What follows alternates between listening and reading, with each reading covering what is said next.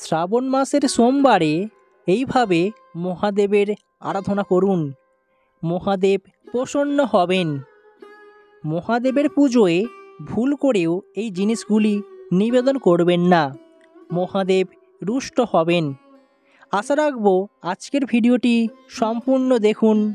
দেখার পর নিচের কমেন্ট বক্সে ওম নমঃ শিবায় এই কমেন্টটি করতে ভুলবেন না। জ্যোতিষশাস্ত্র মতে শ্রাবণ মাসের বিশেষ গুরুত্ব রয়েছে। এই মাস মহাদেবের অত্যন্তই প্রিয় মাস। এই মাসে বিশেষভাবে মহাদেবের আরাধনা করা হয়ে থাকে। যারা আজ শিব ভক্তরা আছেন অবশ্যই ভিডিওটি শেষ অবধি দেখুন। এবছর 22শে জুলাই থেকে শুরু হয়েছে শ্রাবণ মাস, যা চলবে 19শে আগস্ট পর্যন্ত। এই সময়ে সোমবার যারা করে থাকেন, যদি আপনারা এইভাবে দেবাদিদেব মহাদেবের পুজো করে থাকেন, তাহলে আপনার জীবনের উন্নতি হবে। মহাদেবের অশেষ কৃপালাভ পাবেন। দেখবেন আপনার জীবনে আর্থিক উন্নতিও হবে। তাই ভিডিওটি শেষ অবধি দেখুন। শুধু তাই নয়, মহাদেবের কৃপায় আপনার জীবনে সুখ শান্তি মিলবে। এই পুজোর সময় কেমনভাবে শিবের পুজো করবেন জেনে নিন। ভোলে বাবাকে কি অভিষেক করা অত্যন্তই শুভ। আমরা প্রত্যেকে জানি মহাদেব অল্পতেই সন্তুষ্ট। মহাদেবের পুজোয় আপনি যদি এই সামান্য কয়েকটি জিনিস নিবেদন করে থাকেন, তাহলে মহাদেবের অশেষ কৃপালাভ পাওয়া যাবে। ভক্তের ভক্তিতেই ভগবান সন্তুষ্ট। মহাদেবকে আরাধনা করার সর্বশ্রেষ্ঠ সময় হচ্ছে এই শ্রাবণ মাস।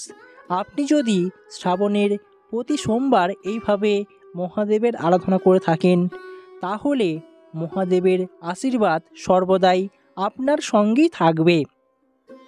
প্রথমে দেখে নেব ভোলে বাবার পুজো কিভাবে করবেন।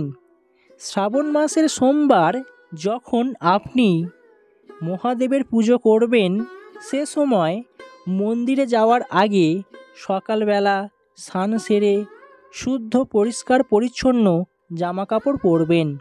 তবেই যাবেন বাড়ি থেকে খালি পায়ে দেবতার মন্দিরে। অর্থাৎ বাড়ি থেকে খালি পায়ে আপনাকে মন্দিরে যেতে হবে। সেই সঙ্গে রাখবেন জল ভর্তি পাত্র, কারণ সেই জলই আপনি শিবলিঙ্গে অর্পণ করবেন। শিবলিঙ্গে জল অর্পণ করার সময় ভোলে বাবার শিব মন্ত্র 108 বার জপ করতে একদমই যেন ভুলবেন না। সন্ধ্যাবেলায় আরতি করবেন। শ্রাবণ মাসের সোমবার করে আপনি সন্ধ্যাবেলায় দেবতার আরতি করবেন। তারপর আপনি আপনার সামর্থ্য মতো দরিদ্র ব্যক্তিদের অন্ন বস্ত্র দান করার চেষ্টা করবেন। ভোলে বাবার বিশেষ কৃপাদৃষ্টি পাবেন।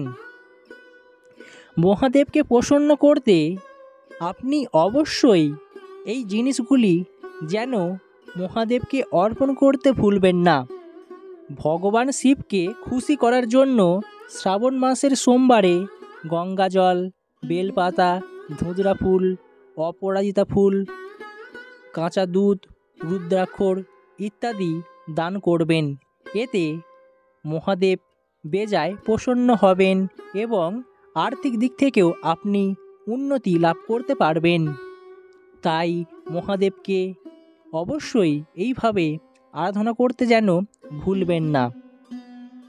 মহাদেব যেমন অল্পতেই সন্তুষ্ট হয়ে থাকেন, আবার অপরদিকে মহাদেবের পুজোয় আপনি যদি এই সব জিনিসগুলি নিবেদন করে থাকেন, তাহলে মহাদেব অবশ্যই আপনার প্রতি রুষ্ট হবেন।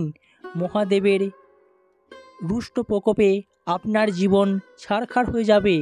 তাই আপনাকে মনে রাখতে হবে, অবশ্যই আপনি শিবের পুজোয় কাঁচা হলুদ ব্যবহার করবেন না, কারণ হলুদ মেয়েদের রূপচর্চার কাজে ব্যবহার করা হয়ে থাকে। তুলসী পাতা কখনোই মহাদেবের পুজোয় ব্যবহার করবেন না। সিঁদুরও ব্যবহার করা একদমই অনুচিত। মহাদেবের পুজোয় শঙ্খ বাজানো একদমই উচিত নয়, কারণ মহাদেব শঙ্খচূড় নামে এক রাক্ষসকে বধ করেছিলেন, আর সেই রাক্ষসের প্রতীক ছিল শঙ্খ। সেই থেকে মহাদেবের পুজোয় শঙ্খ বাজানো উচিত নয়। আপনি আর কিছু ফুল নিবেদন করুন বা না করুন, কেতকী ফুল কখনোই ব্যবহার করা উচিত নয় শিবের পুজোয়, কারণ মহাদেব রুষ্ট হবেন। এছাড়াও আপনাদের আরেকটি বিষয়ের প্রতি জানিয়ে দিই, সেটি হচ্ছে আপনি যখন মহাদেবকে বেলপাতা নিবেদন করবেন, তখন একটা বিষয় আপনাকে খেয়াল রাখতে হবে যেন বেলপাতাটি ছেঁড়া কিংবা ফাটা না হয়। অবশ্যই পরিষ্কার পরিচ্ছন্ন একটি বেলপাতা মহাদেবকে নিবেদন করবেন। অনেকেই এই ভুলটি করে থাকেন, ছেঁড়া বেলপাতা বা একটু অপরিষ্কার বেলপাতা দিয়ে থাকেন, এতে মহাদেব রুষ্ট হবেন আপনার প্রতি। তাই মহাদেবের পুজোয় এইসব জিনিসগুলি একদমই ব্যবহার করা বা দেওয়া উচিত নয়। বলা হচ্ছে, আপনি যদি আপনার জীবনে আর্থিক উন্নতি করতে চান, তাহলে শ্রাবণ মাসের সোমবারে মহাদেবের পুজোয় চাল নিবেদন করতে পারেন। আপনি যদি দেখেন যে আপনার জীবনের বাধা বিপত্তি বা জীবনে খারাপ সময় চলছে, জীবনে কোনো কাজেতেই সফলতা পাচ্ছেন না, তাই বলা হচ্ছে সোমবারে আপনি মহাদেবের আরাধনা করুন। আরাধনা করার সময় মহাদেবকে মুগ ডাল অর্পণ করুন, এতে আপনার মনের ইচ্ছা পূরণ হবে। দেখবেন মহাদেবের আশীর্বাদ সর্বদাই আপনার সঙ্গেই থাকবে। আরেকটা বিষয় আপনাদের জানিয়ে রাখি, যদি আপনার বাড়িতে কোনো অসুস্থ ব্যক্তি থাকে, দীর্ঘদিন ধরে কোনো ব্যক্তি অসুস্থতায় ভুগছেন, জীবনে সুস্থ হতে পারছেন না, তাকে আপনি দ্রুত সুস্থ করতে চান, তাহলে শ্রাবণ মাসের সোমবার মহামৃত্যুঞ্জয় মন্ত্র পাঠ করান।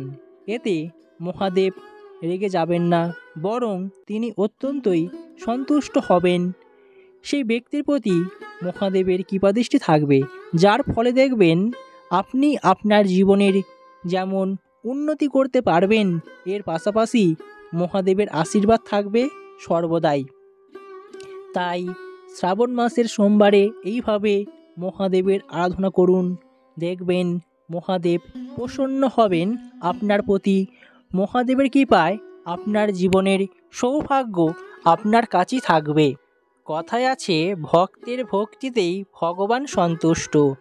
আপনি যদি ভক্তি ভরে মহাদেবের আরাধনা করে থাকেন, মহাদেব প্রসন্ন হবেন আপনার প্রতি, মহাদেবের কৃপালাভ পাওয়া যাবে সর্বদাই।